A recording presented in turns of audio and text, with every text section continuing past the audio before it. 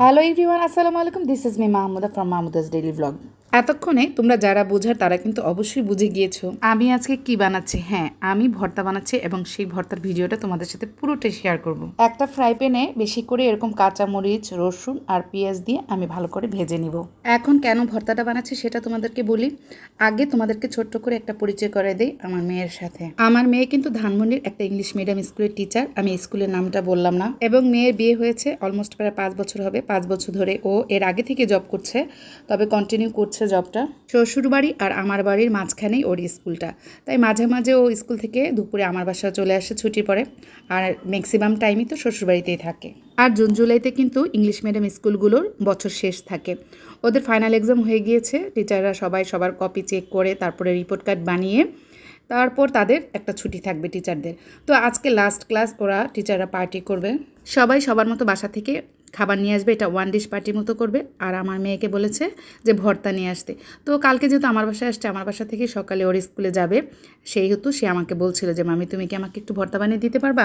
তো মেয়েকে বললাম যে কেন পারবো না, আমার বাসায় যেটা আছে সেটা দিয়ে আমি তোমাকে আজকে ভর্তা বানিয়ে দিব। তো রাতেবেলা যেহেতু বলেছিল, সকালে তো আর ভোরবেলা এত কিছু আনা যায় না, তো আমার বাসায় 2 ধরনের শুটকি ছিল, সেই শুটকি দিয়ে আমি প্রসেসিং করে মেয়ের জন্য ভর্তা বানিয়ে দিলাম। আমি যেই 2 ধরনের শুটকি ভর্তা বানিয়েছিলাম, একটা হচ্ছে কাচকের শুটকির ভর্তা আর একটা হচ্ছে শীতল শুটকির ভর্তা। এই শীতল শুটকির ভর্তাটা কিন্তু অনেক মজা লাগে। আর কাচকের শুটকিটা তোমরা যেভাবে ভর্তা বানালে ইজি হয়। এটা ধুয়ে ক্লিন করে তারপরে সুন্দর করে একদম কম আঁচে ফ্রাই প্যানে দিয়ে রাখবা। আস্তে আস্তে করে পানিটা শুকিয়ে শুকিয়ে ওইটা একদম ভাজা ভাজার মতো হবে।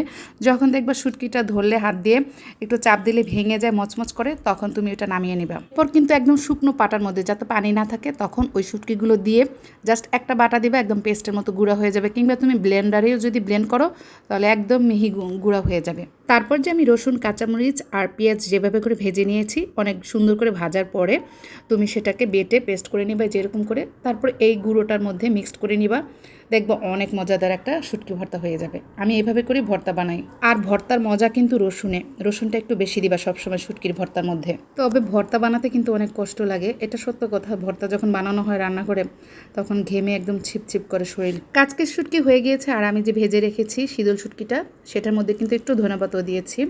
এখন ওটাকেও আমি ভালোভাবে এভাবে করে বেটে নিচ্ছি। অনেকে ব্লেন্ড করেও ভর্তা বানাও, কিংবা হাতে ডলেও ভর্তা বানাও। আর আমার কাছে সবচেয়ে বেশি মজা লাগে পাটায় বেটে ভর্তা। পাটায় বেটে ভর্তা খাওয়ার মতো মজা অন্য কোনো ভর্তাতেই পাওয়া যায় না।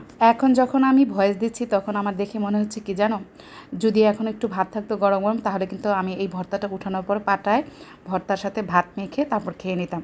বাট দুর্ভাগ্য বিষয় হচ্ছে, এখন তো সকালে তো আর ভাত রান্না ছিল না, 7টার মতো বাজে, তখন উঠে কিন্তু আমি এই ভর্তাটা বানিয়েছিলাম। যাই হোক, মেয়েকে ভর্তা দেওয়ার পর আমি একটু রেখে দিয়েছি, দুপুরে গরম গরম ভাত রান্না করে তারপর আমি খাবো ভর্তা দিয়ে। ভর্তার ভিডিও তোমাদের কাছে কেমন লাগলো? ভালো লেগে থাকলে লাইক, কমেন্ট এবং শেয়ার দিয়ে আমার সাথে থাকবা। আজকের মতো এখানেই বিদায় নিয়ে নিচ্ছি। আল্লাহ হাফেজ, টাটা।